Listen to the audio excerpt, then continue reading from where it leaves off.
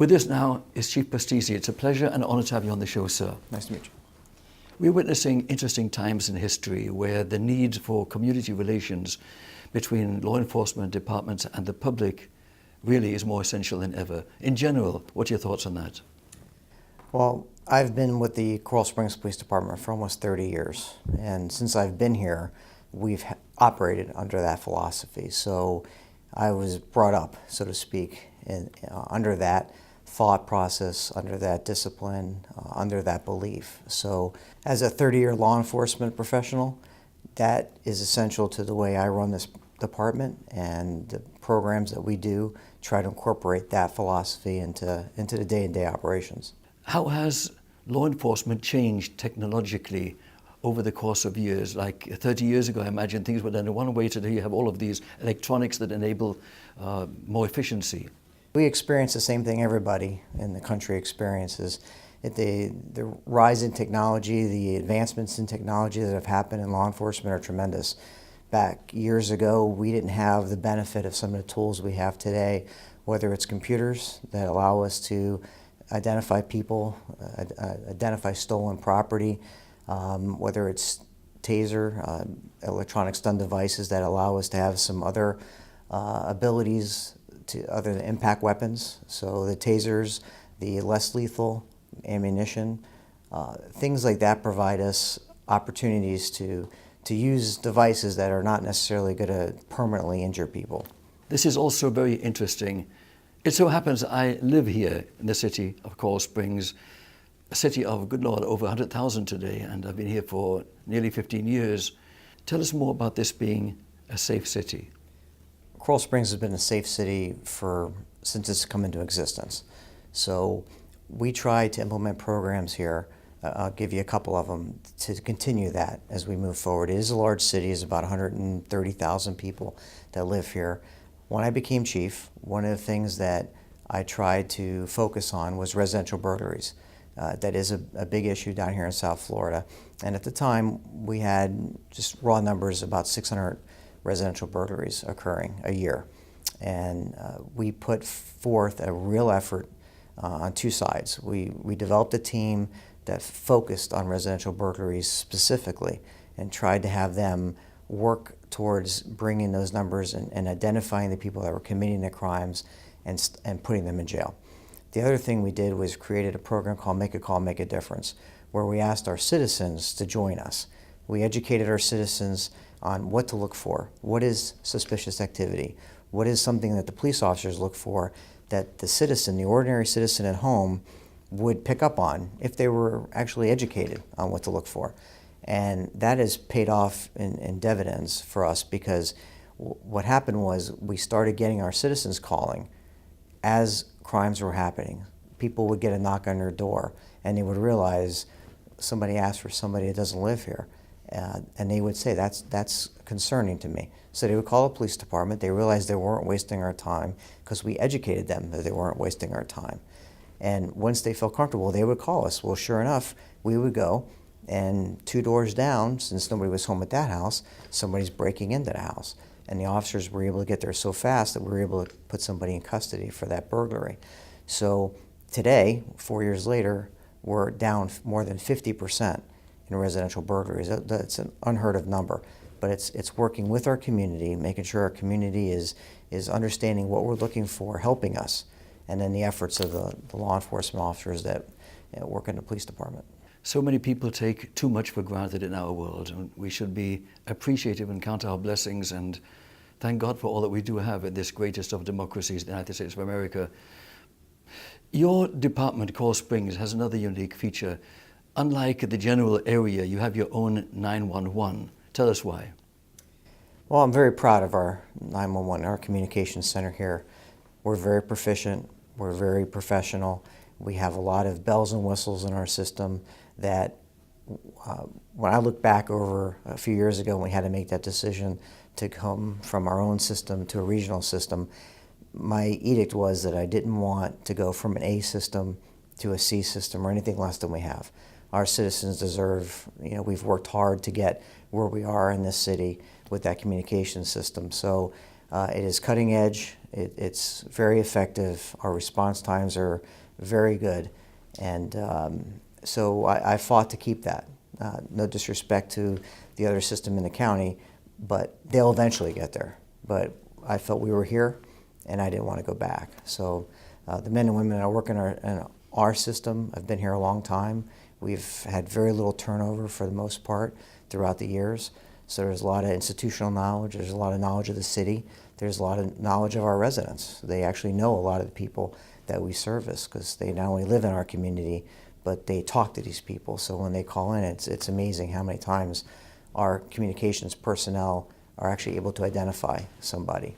And of course it contributes to the efficiency with which you can respond to situations. Yeah, my belief is that our officers, in the most expeditious way, need to get all the pertinent information and get there as fast as possible. So the way we do our system, I can assure that is happening.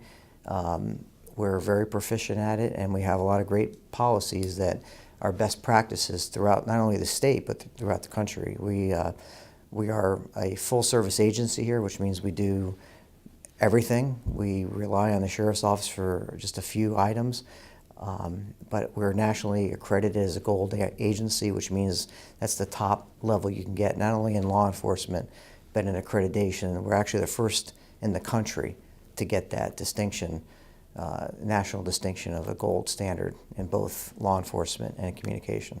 This brings me to appreciation of law enforcement, and I can't help but say how absolutely outraged I am by the trend lately in this excessively permissive and politically correct democracy we live in, that instead of being more inclined to be security and conscious of rules and regulations and morality and ethics, there is hooliganism. If a police officer somewhere is in a situation where somebody is shot, all of a sudden it serves as a pretext for people in other states to burn neighborhoods and feign outrage and justify their rampage.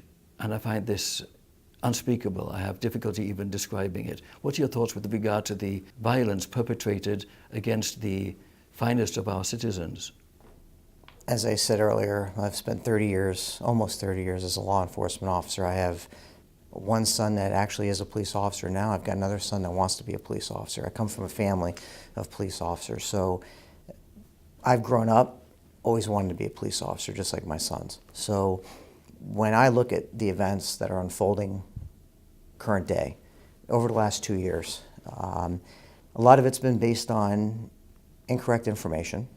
Some of it's been based on lies. And with all respect, we have a great media down in South Florida. We work with them constantly. But sometimes I do think on more of a national platform, things are being said, insinuations are being made. Quite frankly, as a 30-year police officer, forget the fact that I'm chief of police, but as a 30-year police officer, I'll watch the 10-second clip on the news, and I, as a 30-year law enforcement officer, detective, commander for many years in investigations, I can't tell you if it's justified shooting or not.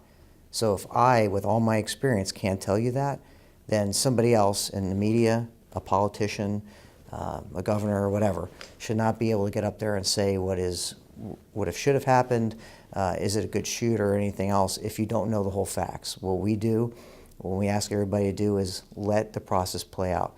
There's always a full investigation. We have no problem with other people looking at our investigations if it occurs here. But as a nation of police officers, we understand the scrutiny we're under. Nobody is more affected by what's happening today than law enforcement. You're going out there to do a job, to provide a service, to work in the communities that a lot of people don't want to work in. So it's very troubling. You know, I was looking in the paper today, I won't name a particular paper, but and they had a great article about all the heroism that occurred in the Pulse nightclub in Orlando, and the amount of officers that under heavy fire, assault rifle fire, were going in and dragging wounded people out. You know, we don't care the color of somebody's skin. We don't care what their sexual orientation, what they identify themselves as. We don't care what their religious belief is. Our job is to go in to those situations facing that danger, and we don't hesitate. We run towards the issue as most people do report. We do. We, even in some of the current events that you've seen throughout the country, the officers are going towards the problem. They're not running away. They're protecting. It doesn't matter any of those things. So it's very disheartening for a person like me that's been doing this job as long as I've done it, and the professionalism. I grew up, like I said earlier, I grew up in Miami and was born and raised down there. I've been a Southeast Florida native for 50 years. I've seen all the different changes that have occurred in this community, in the Tri-County area.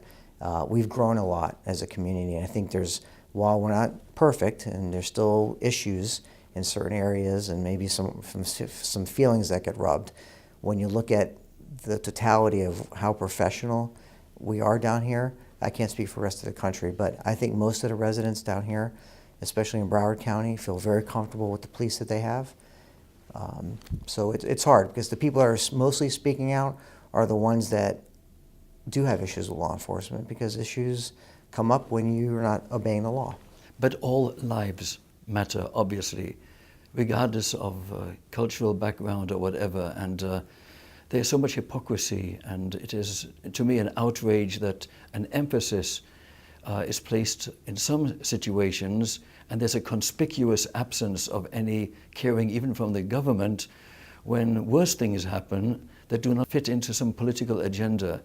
I'm thinking of Chicago and how there's so many murders there all the time, perpetrated by people in the same community, and no noise is made with regard to that. No questions seem to be raised. However, if an unfortunate situation happens otherwise, when it's politically expedient for somebody to make a big deal of it, they do, and all lives matter. What's your thought on that?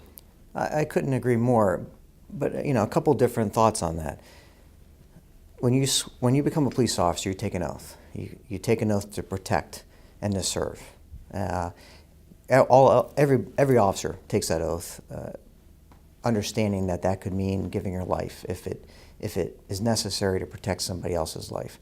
So when you look at some of the neighborhoods that we hear about that are crime-ridden and have a lot of death, whether it's black on black or, like as you said, doesn't matter. People are dying. Who's policing those neighborhoods? It's police officers. They're the ones that are actually going in and trying to affect change. They're trying to stop that from happening. They work with the good residents. A lot of people forget that most cops are being dispatched to things that residents are seeing, residents are concerned about. Whether it's somebody suspicious, whether it's a car that doesn't look right, the resident is calling because they're saying, hey, I don't want drug dealing on my street. So the officers go there, and we don't care what the person looks like when we get there. We're there to address that particular issue. One of the things that really concerns me, and I'm not really sure how many years this goes back, but I think most of us, as we raised our kids, taught our kids, if you come in contact with a police officer, you have a duty to do your job as a citizen, which is to obey the lawful order, to understand what the officer's saying, and follow directions. We've kind of gotten away from that for some reason, and I'm not really sure why, but when you look at most of these incidents that have happened in the last few years, people are not obeying the lawful order of a police officer. If you're told to drop something, if you're told to take your hands out of your pocket, if you're told to stand down, if you're told to stop running, there's things that by a citizen, just as a citizen of the United States, by law, that's what you're supposed to do. And we've kind of gotten away from that. We almost want to say it's okay to debate. This is not a debating time when you're getting called to shots fired, or there's a bank robbery or a residential burglary, and the officer's trying to determine, are you part of that? So this little paradigm shift that's occurring lately, not really sure why that is, but we still have to get back to the basics. People have to follow law, and if an officer walks up to you and asks you a question or asks you for identification because they're investigating a crime, by law, there's certain things you have to do as a citizen of the United States. And everyone should abide by that, and there should be no one in the country anywhere inciting violence or exploiting situations. I find it very exciting that your police department and some others are implementing programs. Tell us about those specifically that you've implemented. Well, as I mentioned earlier, in the 30 years I've been here, we have been a community policing department before community policing became a household term. Some of the things that we've done, as I mentioned, was focusing on residential burglaries that are very traumatic for people. But what we really focused on recently is our children. We have a lot of kids out in Coral Springs. We have some of the largest number of schools in Broward County in Coral Springs. We have a lot of staff dedicated to those schools and as far as school resource officers. So what we've tried to do is take some of our programs to the next level. We have an SRO in every school in Coral Springs, every public school. So what we do in our elementary schools, we have 12. We try to get those SROs to interact with those children as much as possible. This summer, we actually started a program. It's police officers working with some of the children in our community that are underserved in certain regards to try to foster better communication. It encompasses not only reading and some physical activities. It requires us to sit with the kids, try to get to know the kids a little bit more. We have 6 officers during the program that try to get to know the kids in the hopes that the children see that what they're seeing sometimes in the media is not a reflection of really what police officers do. So we're trying to get them at a younger age, because I'm a big believer that at some point, by the time you're in middle and high school, because of some other influences, you might be tainted. You may be a little jaded on some of the feelings you have. So if we can get to the younger kids, try and teach them and show them who we are, that those kids will grow up with a little better of appreciation of what the officers do. Because at the end of the day, and this is really the big thing, if a child is having a problem, who are they going to call? They're going to call the police department. And they can't be afraid of the police officers that respond. They have to be willing to talk to the police officers. They have to be able to trust the police officers. Forgetting about some of the things you see, that's really what it comes down to, is the children, the younger children, being able to trust the officers and have that rapport. I must say that I very much believe in the essential role that you and all of your colleagues, men and women nationwide in law enforcement, the services you provide for the communities are so essential. God bless you. Thank you so very much, sir. Thank you very much. I'll be right back.